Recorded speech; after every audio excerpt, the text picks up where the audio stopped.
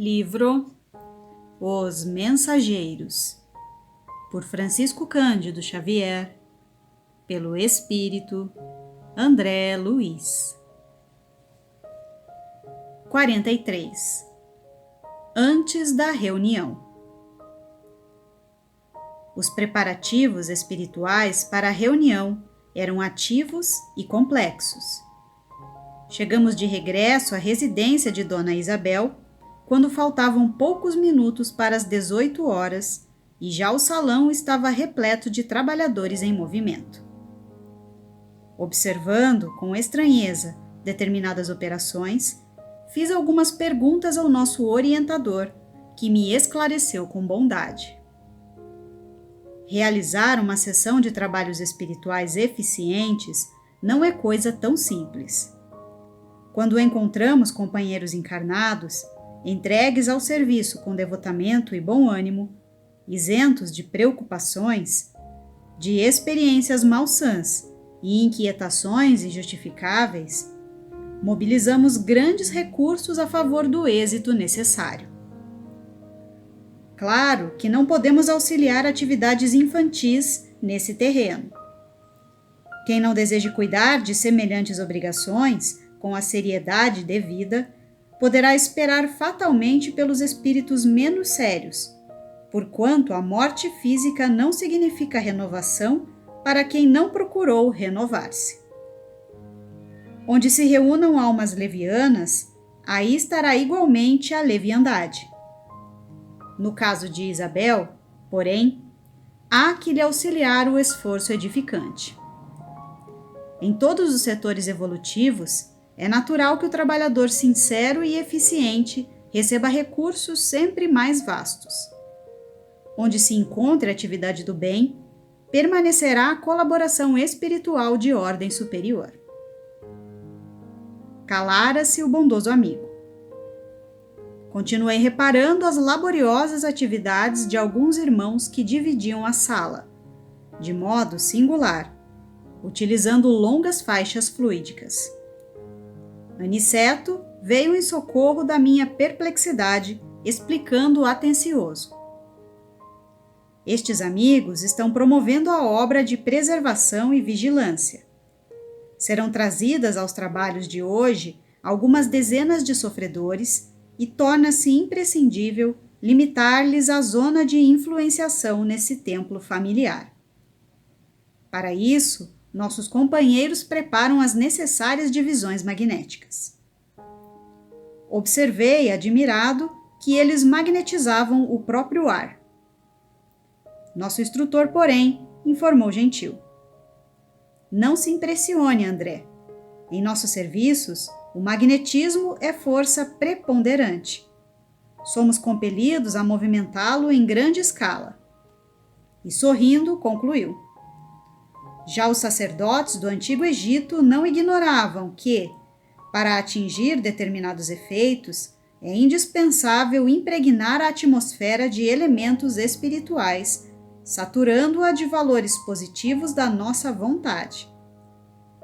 Para disseminar as luzes evangélicas aos desencarnados, são precisas providências variadas e complexas, sem o que tudo redundaria ao aumento de perturbações. Este núcleo é pequenino, considerado do ponto de vista material, mas apresenta grande significação para nós outros. É preciso vigiar, não o esqueçamos.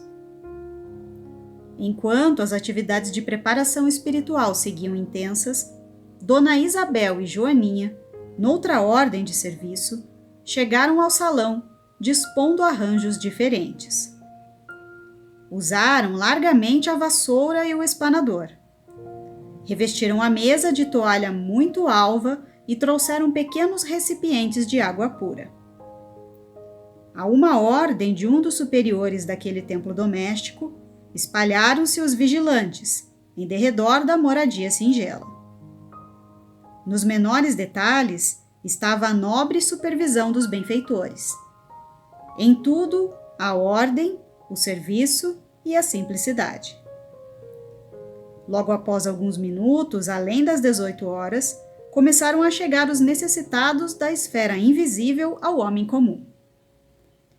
Se fosse concedida à criatura vulgar uma vista de olhos, ainda que ligeira, sobre uma assembleia de espíritos desencarnados, em perturbação e sofrimento, muito se lhes modificariam as atitudes na vida normal.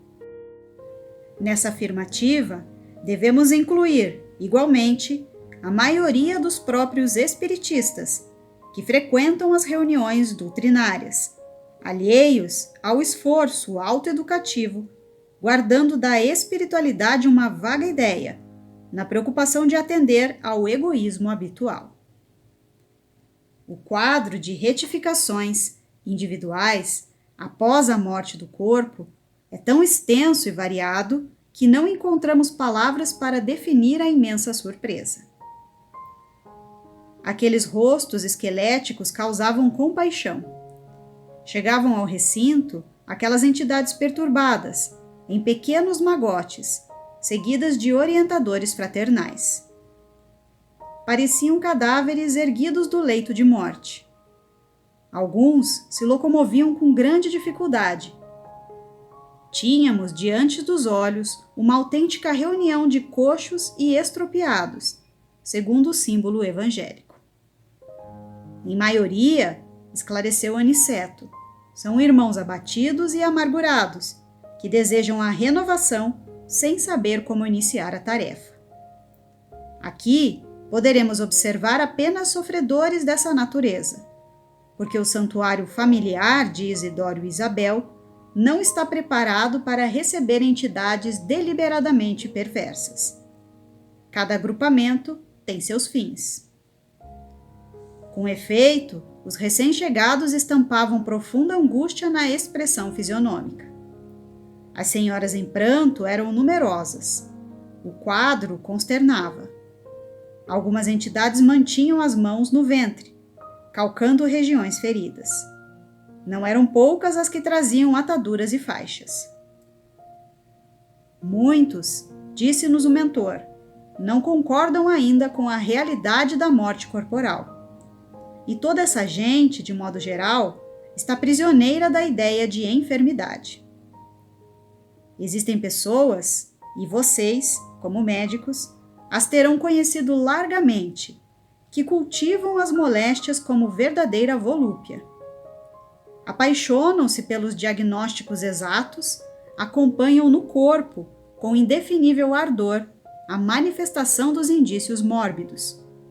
Estudam a teoria da doença de que são portadoras, como jamais analisam um dever justo no quadro das obrigações diárias. E quando não dispõem das informações nos livros, estimam a longa atenção dos médicos, os minuciosos cuidados da enfermagem e as compridas dissertações sobre a enfermidade de que se constitui voluntárias prisioneiras. Sobrevindo a desencarnação, é muito difícil o acordo entre elas e a verdade, porquanto prosseguem mantendo a ideia dominante. Às vezes, no fundo, são boas almas, dedicadas aos parentes do sangue e aproveitáveis na esfera restrita de atendimento a que se recolhem, mas, no entanto, carregadas de viciação mental por muitos séculos consecutivos. E num gesto diferente, nosso instrutor considerou: demoramo-nos todos a escapar da velha concha do individualismo. A visão da universalidade custa preço alto e nem sempre estamos dispostos a pagá-lo. Não queremos renunciar ao gosto antigo, fugimos aos sacrifícios louváveis. Nessas circunstâncias, o mundo que prevalece para a alma desencarnada, por longo tempo, é o reino pessoal de nossas criações inferiores.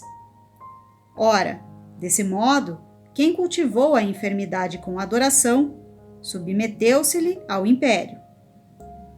É lógico que devemos, quando encarnados, prestar toda a assistência ao corpo físico, que funciona para nós como vaso sagrado. Mas remediar a saúde e viciar a mente são duas atitudes essencialmente antagônicas entre si. A palestra era magnificamente educativa. Entretanto, o número crescente de entidades necessitadas chamava-nos à cooperação. Muitas choravam baixinho, outras gemiam em voz mais alta. Depois de longa pausa, Aniceto advertiu: vamos ao serviço. Para nós, cooperadores espirituais, os trabalhos já começaram. A prece e o esforço dos companheiros encarnados representarão o termo dessa reunião de assistência e iluminação em Jesus Cristo.